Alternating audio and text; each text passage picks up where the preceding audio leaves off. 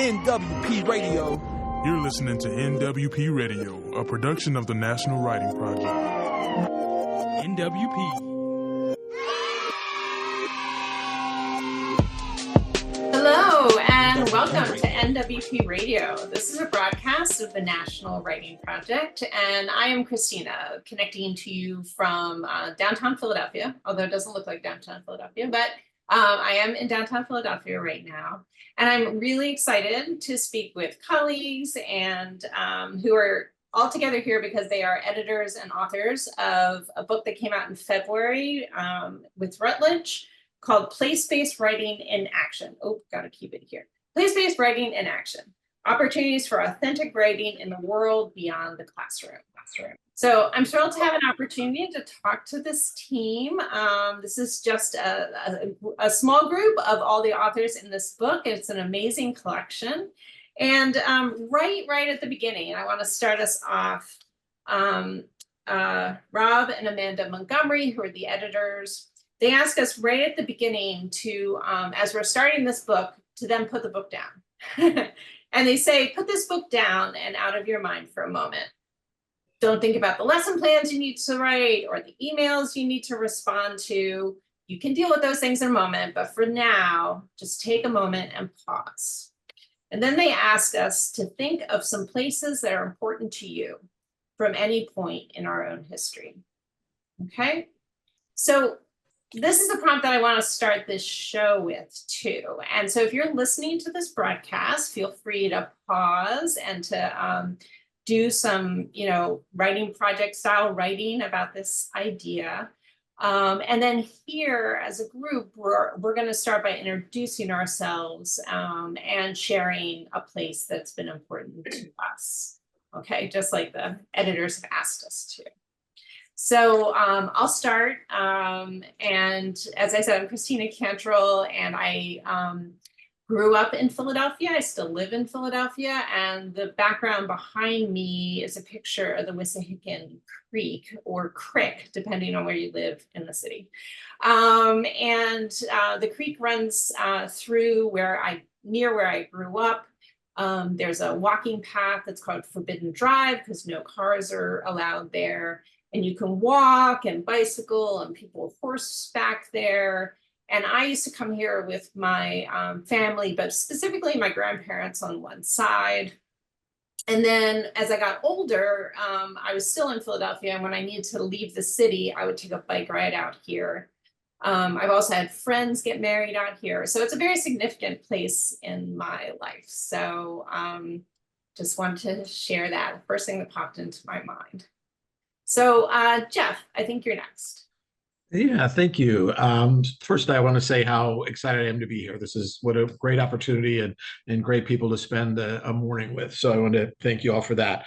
The place that I've been thinking about is the driftless area in the southwest corner of Wisconsin. And driftless is a term that describes that part of the state that was not crushed by the most recent ice age. So it's a very historic and unglaciated corner of the state.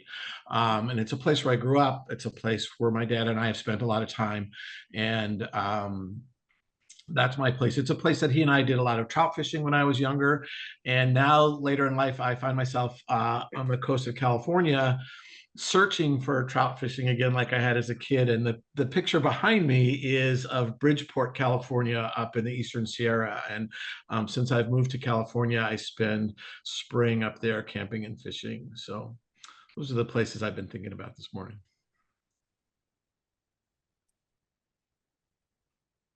Right, I think I'm next. Rob, yes. I'm Rob Montgomery. I'm a professor of English education at Kennesaw State University outside Atlanta. I grew up in Ohio, southwestern Ohio. We had cricks near us, so that was a terminology I'm familiar with. And then lived and taught in California for 15 years. But the picture behind me, I should also mention that I'm one of the co-editors of the book along with my wife, Amanda. She and I took a trip to Iceland, a 10-day trip to Iceland. It's been almost 10 years ago now.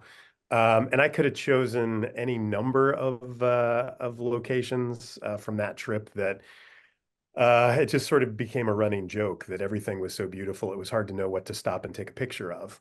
But this was, and I'm gonna butcher the name, but I think it's Seljalandsfoss. Um, this amazing waterfall that's just right by the road, like most of the beauty in Iceland. It's just right there.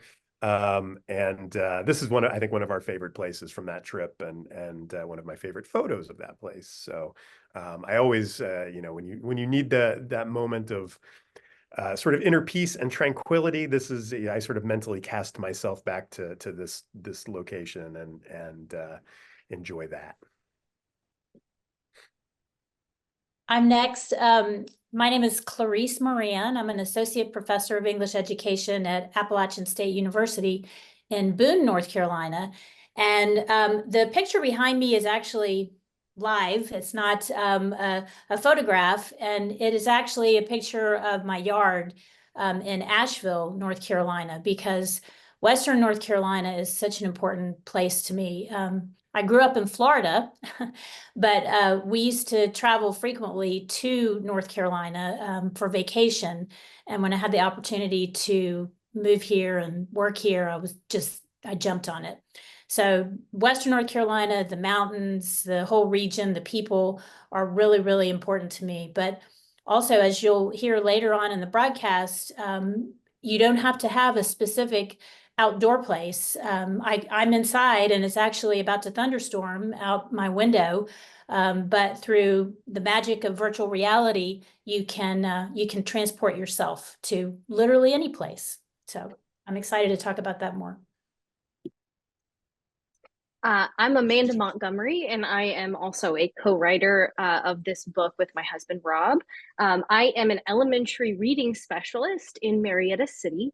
And the place that I have in mind is, this is a picture of Nice, a little market. My husband and I took a couple of summers ago a nice trip. You can probably see a theme here. We like to travel to France, and it was a particularly hot day, but this morning we got up early in the morning and we went walking just through this really quiet little fruit and vegetable market in Nice. And I really love traveling those kinds of places. Anywhere I travel, I love going to markets and looking at the food and talking with the people.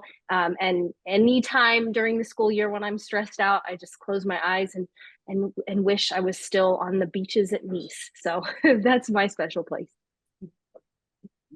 And I think I'm next. I am Rich Novak. I am a teacher consultant with the Connecticut Writing Project at Fairfield University. I'm also an adjunct professor of first year writing at Connecticut at Fairfield University. And my full-time gig is an English teacher at Fairfield Ward High School. And when I think of a place that's important to me in these kinds of discussions, I always bring up Shelton. And it's so true for me because Shelton is where I was raised. I was born in Bridgeport, Connecticut, but Shelton, Connecticut is my home. It's a part of the valley in Connecticut, which is a contentious marking, and that contention is something that I grew up with, and it's what led me to really investigate place in Connecticut. In Connecticut, we have a wonderful tradition of agriculture, and Shelton, when I moved there in the 70s as a child, was coming out of the agricultural past, moving into the suburban future, and that agricultural presence very much shaped my understanding of place. And the old timers just love to talk about this stream or this is the place where, and that really enticed me to do my dissertation on place-based work. And that's ultimately what led me here. And I'm really excited to hear more from you all. Well, I'm next. I'm Kathy English, and I'm professor of English at Missouri State University. And this is my 12th year. But previous to that, I taught high school English in central Nebraska in a little town called Aurora, and worked on my degrees while I was doing that. And the opportunity arose to go to Missouri State and the beautiful Ozarks. And behind me is a photo of my husband's. I am not the green thumb. My husband is the green thumb. It's his purple clematis. We have like 4 or 5 clematis in our backyard. And I think this one is particularly beautiful. But I find it really interesting that every one of you talked about where you were from. And I'm really thrilled to hear like that some of you have moved and some of you have stayed. And I was born in Nebraska and grew up in a little town called Silver Creek, which is a creek. It's an actual creek. Then got a job in Aurora, it's about 45 minutes away. But the place that I, throughout my life that I think that I come back to always that really had an impact on me was my time on the Platte. Silver Creek is about a mile from the Platte River, and you could walk it. When we were kids, we would just walk out to the river. There was a little, blacktop. And so I spent a lot of time on the river. My father loved to fish. So we spent time in the sand pits fishing. And so we were on the water, the river. And I was just back, a couple weeks ago, and my cousin lives on a sand pit lake. I don't know. I call it just a sand pit, but they say it's a lake. And the house faced the lake, and I'm like, behind them was the river. And I'm like, why wouldn't you put your house towards the river? The river is the beautiful, to me is the most beautiful. But it just really shaped a lot of like who I am as a writer, and a poet. I just think of just to be there in that moving water it has an effect on a person, I think. So that's my special place. Been a lot of places, but I still go back to that. I really love the river. Great. Thank you, Kathy. And yeah, thanks for pointing out the connections between these things. So let us now turn to Amanda and to Rob. Why did you have us do that? Like, what is it about that felt important way to start this book? Whenever I think about, as Kathy was just sort of talking about, all the different places I've been and places where I grew up and places where I've lived and worked and traveled, place just has such a powerful resonance.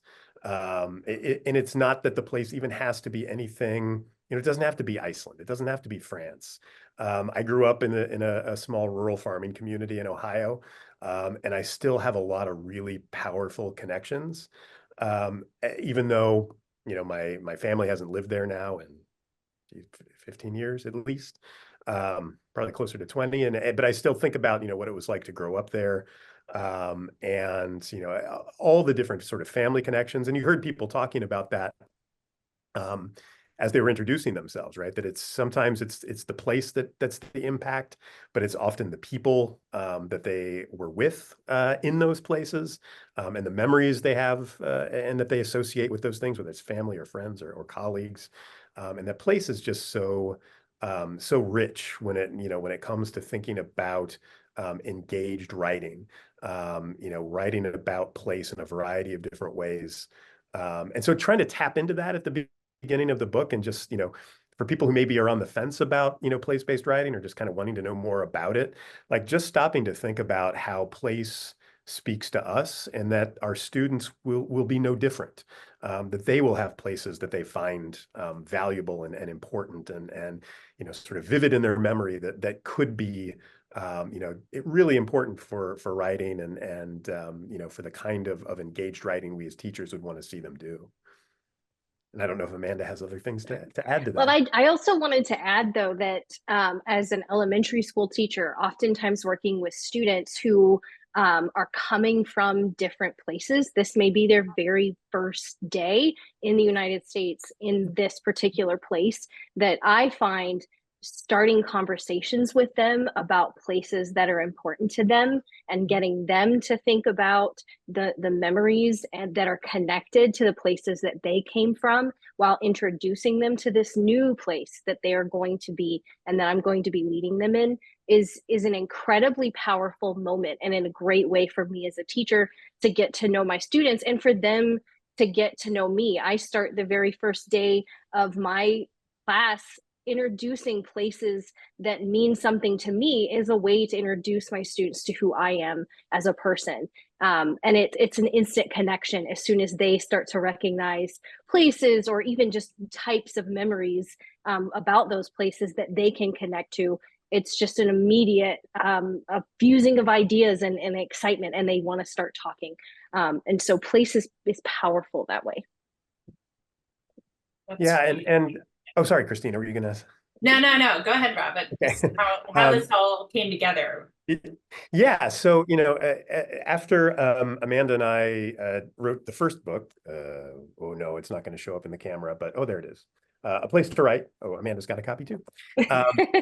We wrote that, and that grew out of our work with the Kennesaw Mountain Writing Project, and with things that we had done in our own classrooms, and we realized that that we found this work really exciting and really powerful, and we had seen it be successful with our own students.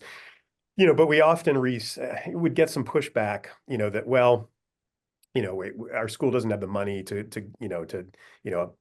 do buses and sub coverage, and we don't have the time to get them off campus, and so I think, again, just to kind of bring this back to the introductions, right, place and where we can find sort of powerful opportunities for place-based writing can be very, very local.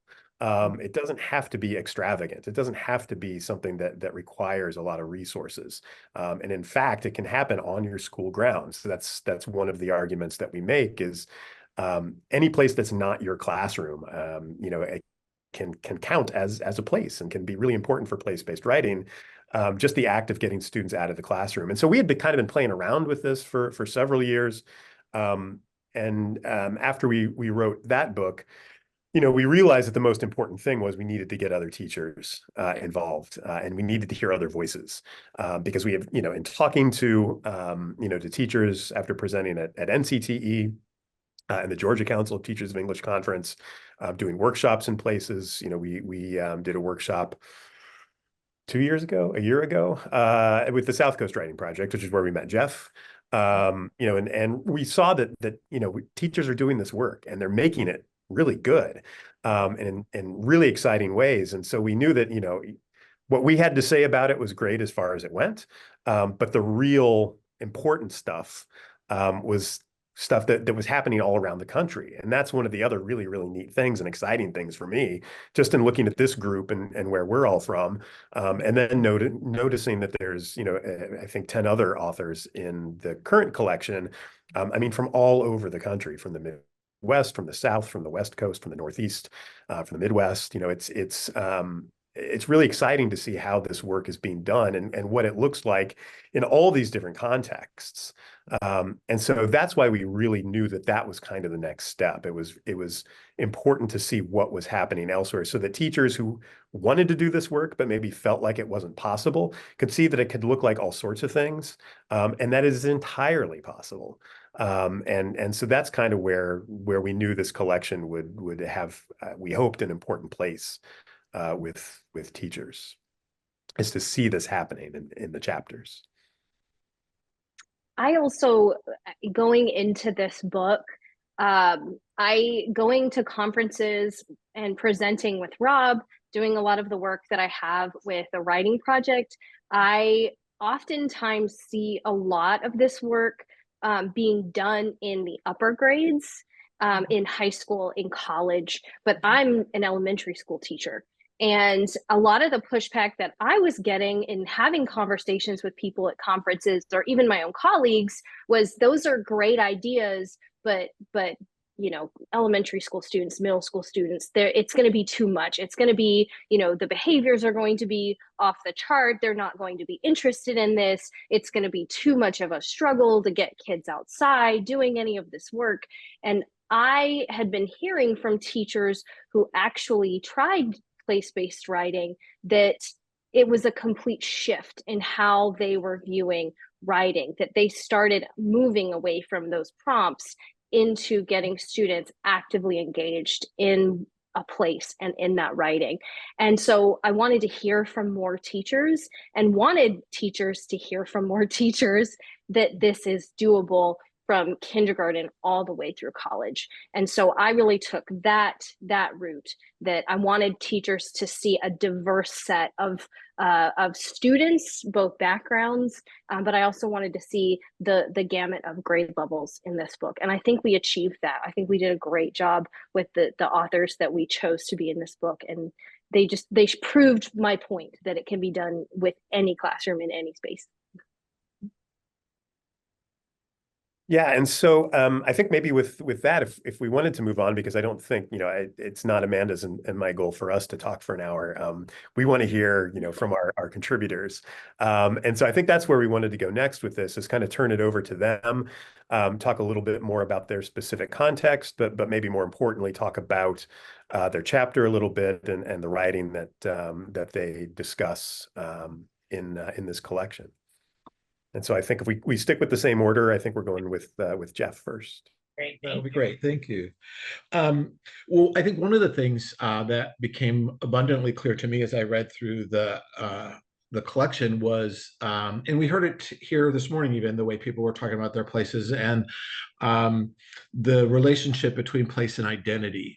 I heard Amanda say that was a way of introducing who she was to her students, and Catherine was talking about who she is as a writer and a poet. So that relationship about place and identity has been important to me and my thinking and the writing that we did in the chapter. And I think if I were pushed to define place, I would argue that it's the confluence of nature and culture, right? And so the chapter that we contributed is aimed at that intersection. My dad would say that there are a whole host of thinkers and writers and scientists whose work is aimed at that intersection across disciplines, across time. And when you look at that scene, certain predictable themes emerge: creativity, spirituality, and survival. And so that, what we came to call a rhetoric of place, that relationship between nature and culture and those emergent themes became a kind of a critical perspective or a lens for the projects, ultimately the Sustainable Resource Project that we wrote about. But it became a lens for assignments, for units within a course, even whole courses in and among themselves. And the kind of the capstone in any of those contexts was an argument, or we asked our students to write about and argue for a place that had value because of those themes, that it provided for those very human needs of creativity, spirituality, and survival.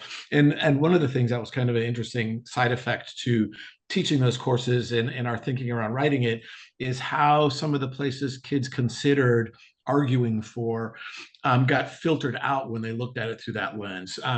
Here in Oxnard, California, there's a commercial shopping center called The Collection, and a lot of the middle schoolers spend their time cruising the Collection in the afternoon. They wanted that to be their place, but they quickly realized that it didn't meet those requirements, right? And they filtered that out on their own and chose other places that did meet those needs, and it was kind of cool. So. Thanks. Yep, I think I'm next. This is Clarice Moran. So I actually worked with Amanda and Rob at Kennesaw State. I was an assistant professor at Kennesaw State for 4 years, and was introduced to the idea of place-based writing at a regional conference that I went to, where they did a presentation at Jekyll Island in Georgia.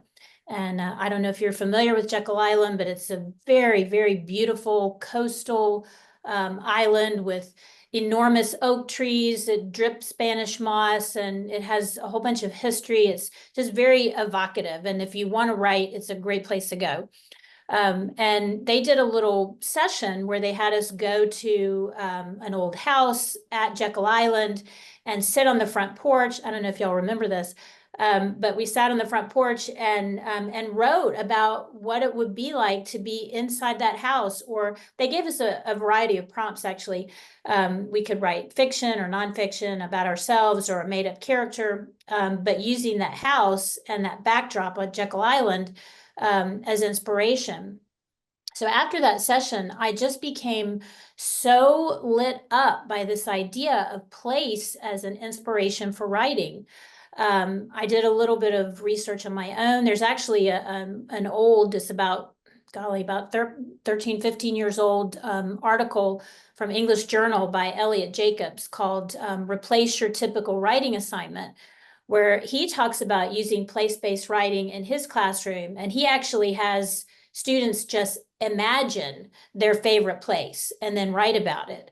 So that got me down the road of thinking about how could you use place-based writing if you couldn't get out of the classroom. As Rob pointed out, there is pushback. Teachers do get that. I can't get a bus. It's just a humongous deal. And I had already done some work with virtual reality and using that as a way to engage students. So it occurred to me that it was a natural link that with virtual reality as your sort of vehicle to the place, that you could then use that as inspiration to write. So that's what my chapter is about. The title of the chapter is Into the Metaverse, using virtual reality as a site for place-based writing. And in the chapter, I talk about how VR, which is very accessible if you use the headsets, the little cardboard headsets that you can buy them on Amazon for less than $5 a piece. And students can just put their smartphone into the cardboard player, and there's a variety of resources out there on the internet that are all free, and they can view some of this VR content. In the chapter, there's a chart in there where I list, typical books that teachers might teach in their classroom, and the ways that you can link VR as a place of, as a site for place-based writing in there. But one example I'd like to offer is Their Eyes Were Watching God by Zora Neale Hurston. This is a popular text. A lot of high school English teachers teach it. And students who are not familiar with this area of South Florida have no idea what the Okefenokee Swamp looks like. And that plays a big role in that text. So there is a VR resource through Google Arts and Culture called Boat Ride Through Okefenokee Swamp. And with that little VR device, students can view the Okefenokee while they're reading that text, and then use that as an inspiration to write about. So anyway, there's lots of ideas throughout the whole book, but that's just one example. Yeah, I think I'm next there. I'll speak a little bit about place in my chapter. When I think about place, to kind of echo what Jeff said, I think place is both socio-culturally, but also, locally and situationally and physically situated. It's environments of social minds, but it's also environments of local places that we could touch and tangibly see. So when I got to teach a course beginning my career as a high school teacher, where we read environmental literature when hiking, I was ecstatic because I love nature. It was an elective that I did with 12th graders, but I soon learned in my dissertation work, because I wanted to study this course, I learned that you could bring place to any course, especially an English course. And now I bring it to my 10th grade classes, and the story mapping, which I really borrowed from Kel Sassy of the writing project, who did story mapping with one. I did it with Padlet, is an illustration of how those socio-cultural and spatial and physical resources that place affords students can be brought to a classroom. And I think about those first-year English teachers that are trying to figure out what to do. I remember being an early educator, just constantly poring over books, looking for lessons. But now, like whenever I'm in a situation where I need to come up with something new or on the spot, I go to place. One of the places where I do that a lot is to think about, all these affinity months where we're celebrating, Black history or Hispanic American history. I often I got to come up with something because I don't have everything ready to roll. I go to place right away. How can I bring something place-minded? And I find it's a real resource, especially in an English class, that affords opportunities for interpretation, for deep reading. And as writers, of course, it allows us to say something to the world predicated on a place that we know. In the book, people talk about those funds of knowledge. That's what I love about this book. This book gets at everything about place. There's somebody's talking about something. I'm glad all these ideas are represented, but that idea of how place is a funds of knowledge that we can allow our students to draw from. And in the story mapping exercise that I describe in my chapter, it allowed me and my students to go around the world, Students were taking us to places like Iran, where their families from and they vacation. Students were taking us just down the road in Connecticut to places that were special to them. So I think place is just this underutilized resource. And this book allows teachers opportunities to say to anybody who might get in the way of it, hey, look, these folks say you could do it. Why can't we give it a try? So it's really exciting to be part of that kind of movement. Not to steal anybody else's thunder, but just listening to you speak, those funds of knowledge, right? It positions the kids in our class as knowers, right? They have something, they're not empty, they're not flawed, they're writers and thinkers, full stop, right? And places is something they all have, right? Whatever it is. Well, I'm going to jump in and say that having taught in a rural school for 21 years, a lot of times students didn't know their place. They get so wrapped up in their schedules of activities and their academics, and they don't always know. So there's something to be said about why we do place. So they actually do know something more, because to me, places is a geographical location, but I also think it's an inner space that we create in a particular place. And so in my chapter, I talk about the writing marathon, and Christina, if you're at National Writing Project, are very familiar with the writing marathon. And it's the power to like move around and be in a particular space. And so I think of the writing marathon as connecting the two, like the geographical location with our intellectual and philosophical understanding, or how we make sense of a physical natural world. And I think it helps us to start thinking about our identity. And I think, like, even if you live in one place all your whole life, you might not know much about it, as I found as a secondary teacher. And then you have, students who are, they've moved around, they haven't lived in one place, but, all those places they may have lived has shaped who they are.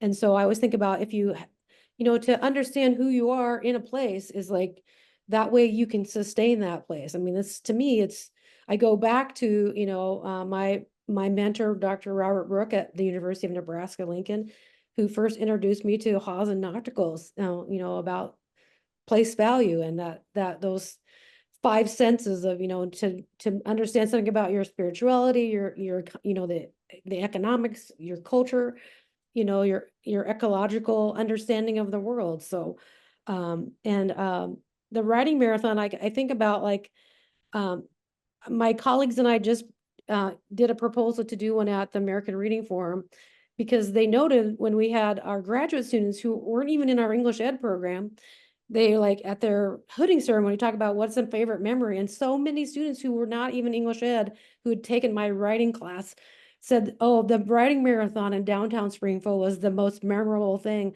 because it kind of gave them, they had never been out of the classroom at our university, out of the building. It's always, all the classes were always in the building. And so there's there's so much power in that idea of just, like, it's very, low stress, people just say thank you. And it's, and they make an observation about their surroundings, but it isn't always about their surroundings. That's why I said there's identity involved, and, like, this, self-awareness, because a lot of times the writing place triggers a memory, for students, and they write about those particular things because a place had an impact upon them, and it gave them, some time to, like actually think about something, that was, it can be anything that might trigger a memory. And so, oftentimes students write about what they observe, and oftentimes they have a memory that comes into their mind as they're sitting quietly, just, there's something to be said about sitting quietly in a place. Whether it's a lake in the Ozarks, or if you're Richard Luth, who was, the person who did it at Southeast Louisiana with his, writing project folks in New Orleans. There's some power in being able to sit quietly with yourself and your thoughts. Great, thank you. It's so powerful just to even hear this set of authors speak about your work. So the collection, I feel like, hopefully for listeners, is coming alive a little bit. Reading it, it's quite intense, and the meaningfulness of this work is very rich. So I appreciate you all sharing a little bit of your stories. I wanted to pick up, Rob, you mentioned engaged writing. And then Amanda, you described, sort of this work in place actually shifted some of the ways you and your colleagues were thinking about writing itself. And Clarice, you also mentioned, sort of this personal shift you had around writing and the teaching of writing and writing yourself as a professional. So I'm wondering if maybe we can talk about the writing, like how is it that this supports writing in your context, and why is that important, and what have you found about it? So I kind of wanted to jump on that question because I know in the elementary context and in the school that I teach in, a lot of the times when we're engaging students with writing, it's a prompt and it's a text. And there's really no connection to what writing really looks like in the real world. I don't know many adults and many writers who, wrote the great American novel based on a prompt that they got. And I found that my students, writing was stressful, and writing was it wasn't connecting to them. And my students engage in the world and I think this is something a lot of teachers are dealing with now, where they're engaging in the world through their phone, and they're becoming more and more separated from the world. And I have found that writing, especially place-based writing, is showing students what the purpose is of writing, but it's also showing students the purpose of communication, of why do we get out in the world? Why do we explore? And it's allowing students who oftentimes feel very isolated because they're so used to, being stressed out by a prompt that they don't know how to answer, or are communicating only online. It's giving them a way to engage in the world and engage with their fellow students and not feel so alone, and hear that their voices are being heard by others. So. And I'll kind of jump on that too, and just say, something that we were very mindful of with the first book, and then also as we were thinking about the individual chapters in this book, there's just this fine line between wanting to do things that are going to be engaging to students and that are going to be, hopefully fun, and hopefully will get them to see the power that writing can have in their own life, while also recognizing, that there is still this push towards meeting standards and taking tests, and collecting data, and all this stuff that, frankly has nothing to do with writing. But the teachers still have a professional responsibility to do, because that's the job. And so, we were kind of thinking of and talking about this and kind of recognizing that, and I took this up in my chapter, is thinking real specifically about, if we want to make this appealing to English teachers, especially those who are going to be teaching a variety of different kinds of writing, some of which, unfortunately, a lot of which is often standardized. How do we connect this to those, sort of narrative, argument, and explanatory writing, right? Those in Georgia, that's what the students do. They write a lot of essays that are narrative, but more often are argument and explanatory. So how do we make the connection between place and getting students out in the world and doing engaged writing in their communities? How do we connect that to those things that we know they're going to be tested on, the things that their more traditional English teacher next year is going to expect them to know how to write an argument, that we've got to think about that as well. And so that's why in each chapter, we asked each of the contributors to include a detailed assignment sheet, or some instructions that they've actually used in their own classroom. If they have sort of an assessment tool, a rubric, or a scoring guide, or something like that, to include that as well, just again to show, to try to bring this to the ground as much as possible, so that it's not all just sort of place-based theory up here, but that again, we really wanted to kind of privilege what is it that teachers are actually doing. So that teachers, again, who are maybe philosophically aligned with this, but aren't sure that their administration or a department chair or whoever might be resistant, that you can say, look, here's what teachers are doing, and they're doing it to meet standards. They're doing it to teach the kinds of writing that, we all are expected to teach. And, here's an assignment sheet. Here's a description of an assignment or a project, that you can see. Here's how they've used it to meet those professional responsibilities that, we know we have to meet. It'd be nice if it could all be fun and go outside and look at the clouds and write a poem. But we know that in Georgia, you're going to fail the test if that's what you do, and that's going to be your job. So, this is where the writing piece for us really came in, is thinking about, what does this look like in practice? What does this look like for teachers? How do they meet those responsibilities, teach those things they're expected to teach, while also getting students to engage deeply with place and thinking about issues of identity and all those things that we've been talking about already.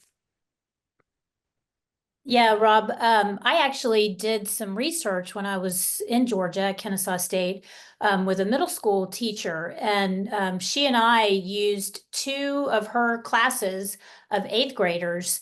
One class, they were both reading To Kill a Mockingbird, and they both had a writing prompt that was worded similar to the one that the students would take on the writing test.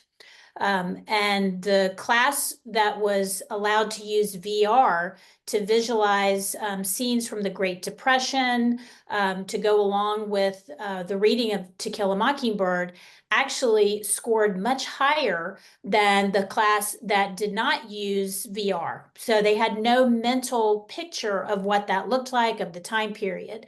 So there are some really concrete ways to use VR and place-based writing to help students sort of visualize the place and to improve their writing on it.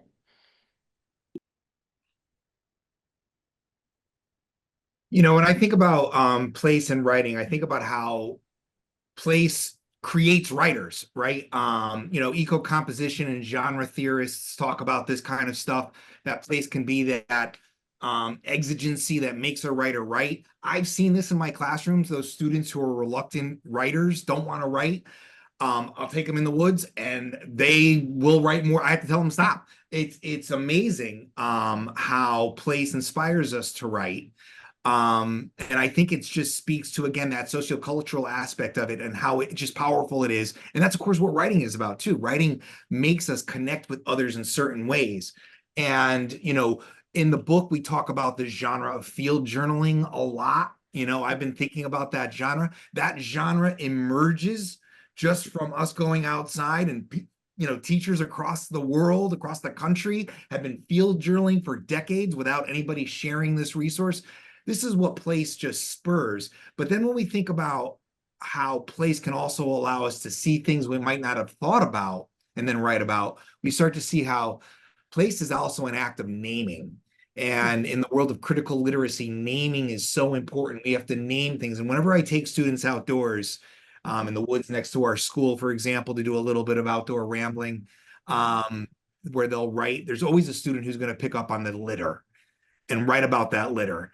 And I think that place is one way that we can get students to lean into more critical action in our schools, especially in these times when it's so, tenuous to do that, especially for teachers trying to bring knowledge in certain states that is forbidden to be brought. Place does allow us a way to get at those issues, sometimes without getting at them, but students do observe them. And in the book, we talked about place and those Tulsa race massacres. Of course, all of our places in this nation deserve some unpacking. And each local region of this country does have these reservoirs of knowledge that students can unpack and then in some way transform into writing, whether it's the kind of writing that is celebratory of the wonderful spectacles that places afford us, or critical of some of the issues. When we name those issues, we're taking one step in the direction of true activist, action in our writing. And that's important in a world, especially with climate change happening. I love what you said about the importance of name and naming things, right? I mean, that's a it's an aspect of identity that we've talking about. There's a wonderful poem by Sandra McPherson called Helen Todd, where she writes, she was adopted at birth and her name was changed. And she writes this poem imagining who she'd have become if her name hadn't been changed at birth. It's a remarkable piece. But to kind of yes and some of what I've heard folks say about place and writing, I think for me, what place does is it makes it easier for me to have a broader definition of what writing is, and to make that argument to colleagues. Like, writing isn't just an assessment. It isn't just those rhetorical domains that Rob was talking about, right? There's an aspect of discovery and exploration in writing. There's a quality that allows you to slow down and pay attention and contemplate. And all of those are hugely important. All of those things pay dividends on those assessments, right? So much of my work I'm currently a TOSA, teacher on special assignment. So I'm a literacy and writing coach for teachers across the district. And they come to me for help when it's assessment time. Come in, Mr. Hudson, and we've got to write an opinion piece by Friday. Teach my kids to write opinion, right? And without all of that exploratory writing, that makes that more challenging, right? And I would argue too, it's where kids get the idea that they're not any good at it or that it's hard, right? I was going to say, Jeff and Rich, you are touching on the naming. In my class, I have students, when I taught high school and even as an undergrad and grad students, we read the Paul Grucow, Naming What We Love, because he talks specifically about how students, he took a bunch of kids out to some lake in Minnesota, and not one of the kids could name any plant beyond a dandelion. And he bemoans that, Lakota youth, 200 years ago would have had a name in Lakota for those, would have known all the plants. And I think that really resonates with me when I think about, like, I have my pre-service teachers write a proposal to their, imagined principal about a community literacy project that they would do. And so the idea of, I did my own when I was in high school. We did oral histories. We did a study of poverty and hunger. And they all included things that we had to do outside of the classroom. And when Rob was talking about how teachers don't have time to get a bus, and I'm like, but you can do it, it does. And so that's what I tell my students, like, to be able to do this, here is what you do as a proposal to your imagined principal or administrator, to think about the things and the steps that you have to take. So, and I mean, I like to do a follow-up, interviews with all of them to see how many of them actually engaged in the project they thought they would like to do with, because they would be writing with partners in the community, whether it be some kind of flyer or some kind of advocacy, to give the students agency as writers, because I think then it's like, oh, this is not just a writing assignment to a writing prompt. You actually want us to do something where we have an authentic audience. And I think that, but it does, I just want them to think about, when you go into your classroom and you want to do something, here are the steps to take that you have, to be able to give the proposal, talk about, well, here's the money, maybe you'll write a grant so you can get some money to go. And I had a teacher that was teaching in a little town called Buffalo. And I told her that the Springfield Art Museum has a grant, because I had taken them there to do some writing, and they wrote, looked at the art, wrote some things about the art, and she wrote the grant. And she told me later, she says, Kathy, I just want you to know that these were, I think, 8th graders. And she said, none of them had ever left the community of Buffalo, ever. It was their first time. It's like 40 miles from Springfield. And they got to go to Springfield to the art museum to right, because she wrote, took the time to figure out, to write this grant to get this money through the art museum. And so many resources within the community or within, the surrounding area, for students to have experience outside the classroom.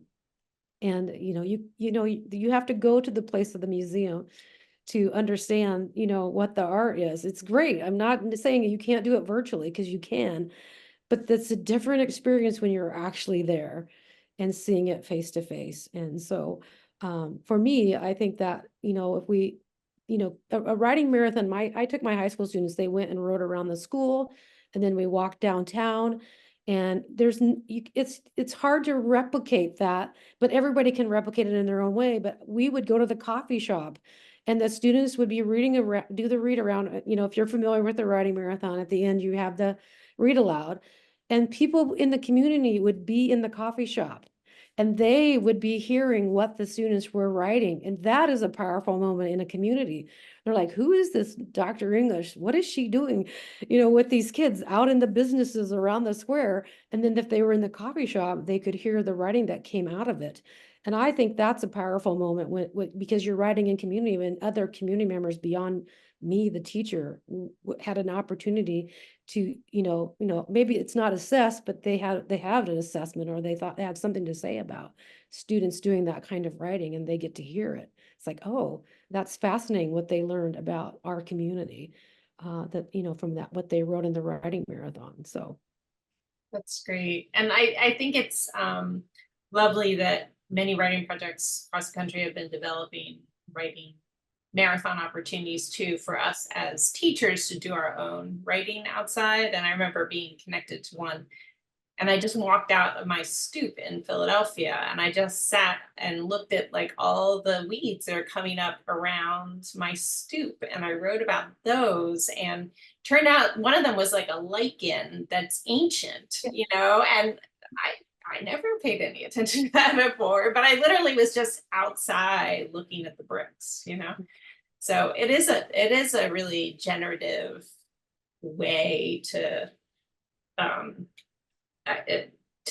connect, and the way that I really appreciate the way you all talked about how it supports writing in all its dimensions and the dimensionality of writing. I think it really helps to develop that.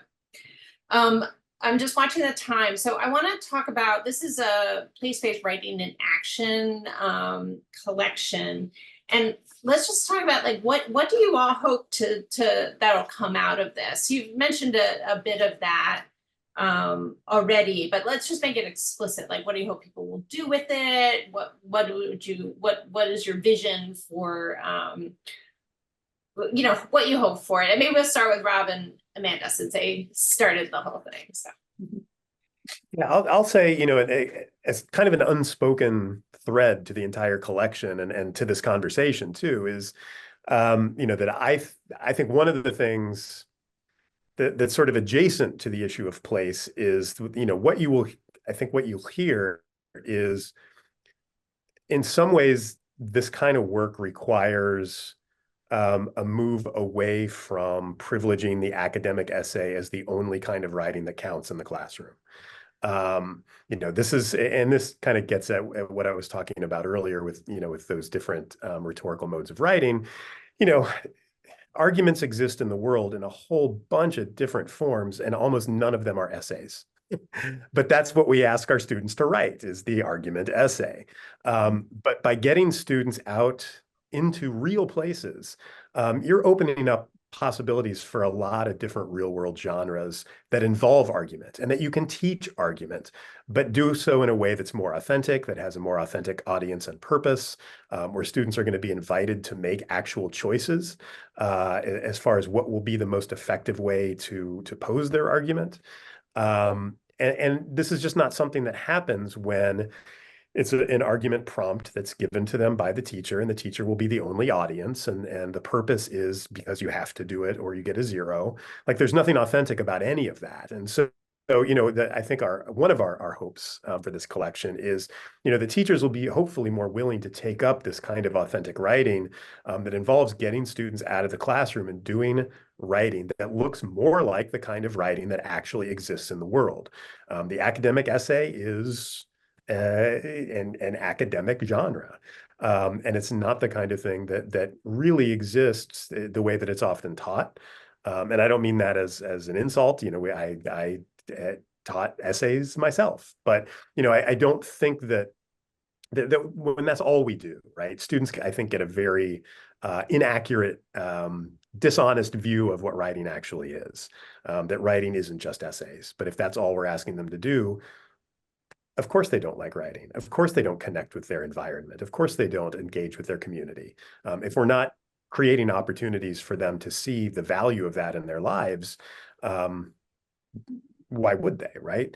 So that's one of the things that I think we want is to see not abolish the essay completely, but fewer essays, more authentic, engaged writing with the world. To piggyback off of that, the inspiration really behind this book and our first book really came from having conversations with teachers and talking to them about what makes them excited as educators. And I think oftentimes, especially right now in the times that we're in, it can feel very limiting and sort of crushing this big machine of education. And I myself feel sometimes like I can't push back and I have to stick with, you know, what I'm being taught in my professional developments in my school district. And those are great things, and we are doing great things, but I want teachers to be able to pick this book up and see how other teachers are expressing their creativity and helping their students express creativity.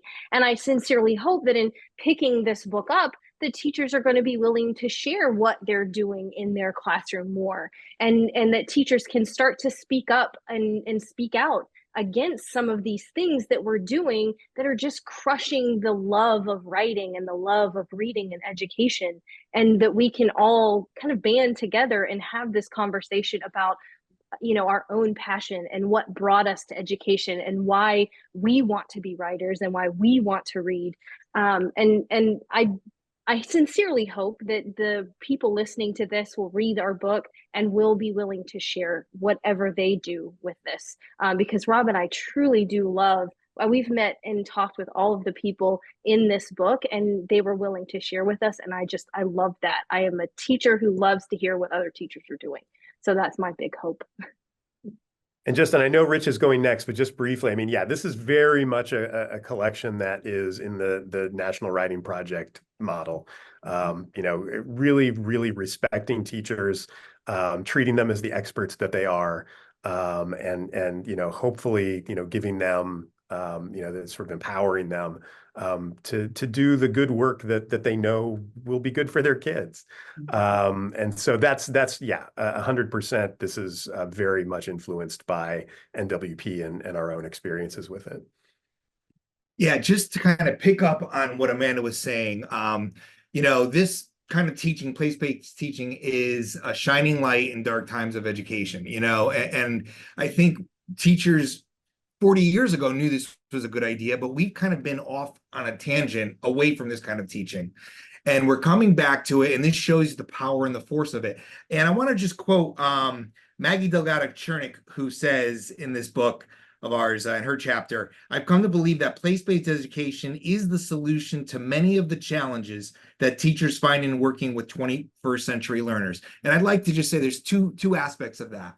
I think it's the antidote to in many ways, many of our problems in education if we embrace it, because number one, we need to get those students who are not engaged in our classrooms outdoors because they get engaged out there. There are so many students. I'm thinking of my brother. My brother's the one in the family that didn't go to college, but he would have loved classes where we go outside. I teach for him to try to get him engaged. And number two, as I was alluding to before, place is a reservoir of these stories that we in education need to talk about, and place affords us a way of talking about them. So I think that's why this book could be used in those next steps forward as we think about 21st century literacies, you know. And then I know we're going to hear more about digital literacies from folks like Clarice. I'm going to send it over to you now, because you take us to the 21st century in a different way. Okay, well, thank you. Yeah, so I guess I would say my hope for this work is I really just want to spread the good news. Like I want to proselytize about place-based writing. Rob and Amanda, I'm actually the director of the Appalachian Mountains Writing Project at App State. And last summer during our Summer Institute, Rob and Amanda came and did a virtual session for us where they really talked a lot about place-based writing to our participants. And the teachers involved in the Summer Institute were so excited about place-based writing that many of them went into their rural schools in Western North Carolina and started doing some of this work in the schools. So it's, like the rock that drops in the pond, you don't know how far it's going to ripple, but hopefully this work will get out there and get into the schools. I have a grad student who was a participant in that Summer Institute last summer. He was so excited by place-based writing and the ideas that he's now using it as the basis for his dissertation. So I think it's just going to keep going forward. And so that's really my hope.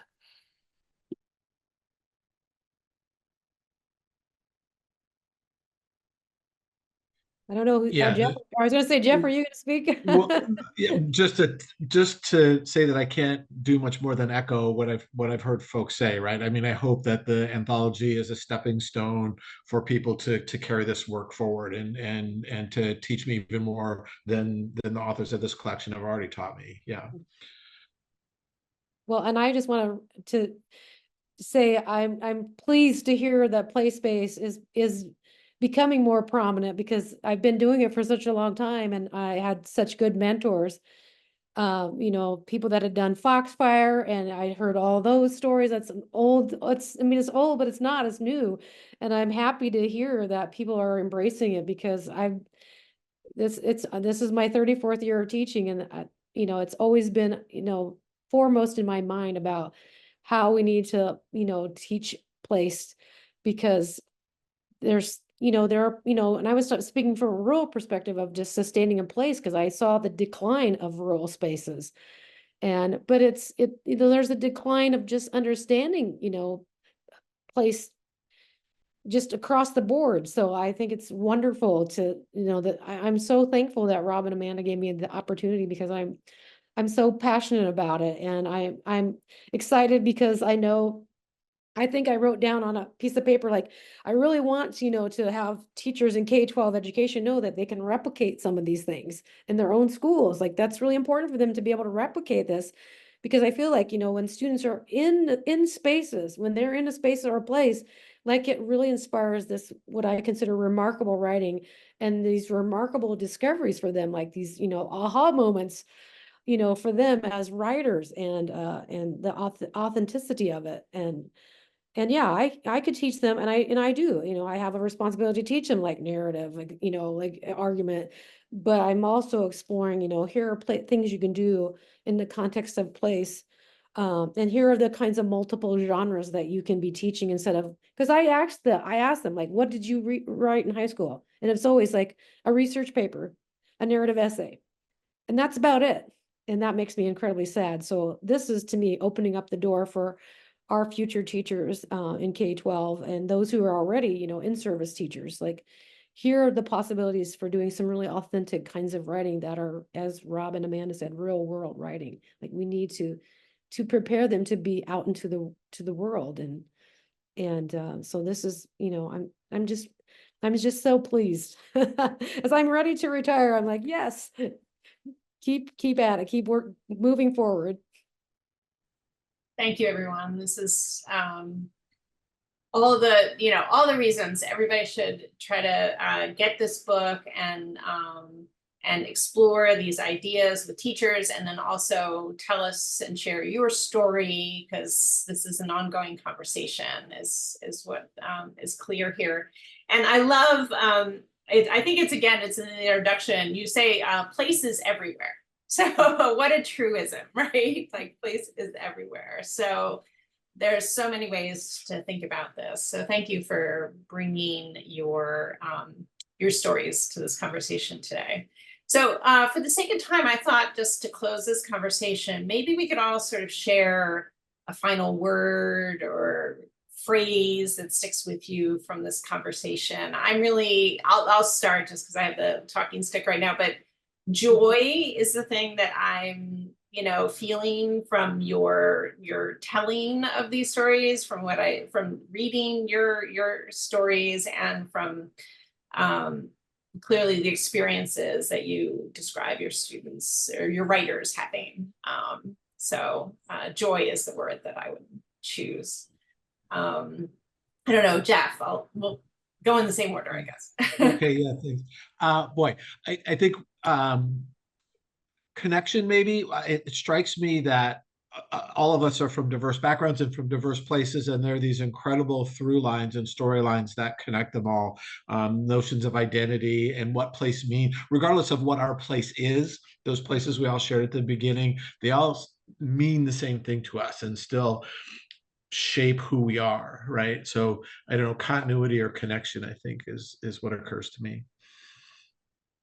I think my word is empowering. I think the thing that has been most inspiring about this conversation, but also the collection as a whole, is just seeing how all our authors really put teachers and students at the center of this work. And that exists very separate from that education machine that Amanda talked about earlier, that often seems never to have actually met a teacher or a student. They just put things in place and expect us to do it. But this work is really about that connection between teachers and students, and yeah, the desire to empower both those people to do good work in the world. So my word would, sorry, I've got just an echo. Sorry about that. But my word would be authenticity. This is a word that Rob and Amanda used in their first book a lot, and I know they use it in this book as well. I just hope that teachers that I work with and teachers maybe listening, whether they take their kids to the gym, outside to the parking lot, or on a field trip, or even just using a VR device to view the pyramids of Egypt, that they come to think about place as a way to inspire writing and to get kids away from those very boring prompts that are so just mind-numbing to answer. So, and lastly, I just want to say profound gratitude to Rob and Amanda for letting me be a part of this. Thank you, Clarice. So I think my word is going to be voice. I really want all children and all educators to look at place-based writing as a way to find voice, to center students' voices and help them see that their voice matters, and for teachers to be able to find their voice and fight for what we know is best for us and best for our students. And then also finding the voice of the places that we are taking students to and asking them to explore, because these places have a voice, and those voices are going to be silenced if we don't allow a space for those stories and those things to be heard. I'm going to use the word web. I think web as an image, as an artifact, as a piece of nature is a great way to describe the kind of network that Rob and Amanda are building here, that we really need. We need a network of educators across the country to stay connected around place-based education. And I just thank Rob and Amanda for getting that web a little stronger. Thank you. Well, my word is going to be hope. I mean, I've always hoped, that people would really understand a little bit more about place-based writing. And I feel I have a lot of hope for our future the teachers that are going out, that they are, after for me, I've seen No Child Left Behind. I've seen all these things that I feel like, I remember when it first became a reality that I had to do all these assessments as a high school teacher, I was so depressed because I had come before that where, you could write you could do a lot of different kinds of writing. And then it was just like, no, it has to be this and this and this. And it was I thought it was very dehumanizing and took away so much autonomy for teachers. And so I have hope, that we are turning it around to like the kind of writing I started out teaching in 1991, and where I had a lot of autonomy, where I had the ability to engage students in writing in authentic ways. And so this gives me a lot of hope for our future teachers, that they will be able to find that autonomy in their classroom and to teach, writing, that is not so, what's the word you use, Clarice? Rigid. I guess I think of it as being somewhat rigid. So, but lacking authenticity. So I love that word too. I thought about that one as well. So, but hope, this gives me so much hope, and it makes me so happy. That's a great one to end on. Thank you, Kathy. So on behalf of the National Writing Project and NWP Radio, I just want to thank you all for making and taking the time to be here, for working up these chapters, no small feat and unto itself, for putting the whole volume together. Thank you, Rob and Amanda.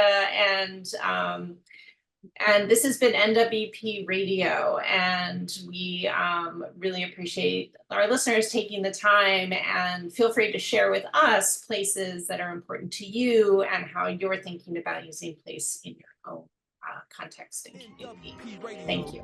You're listening to NWP Radio, a production of the National Writing Project. NWP.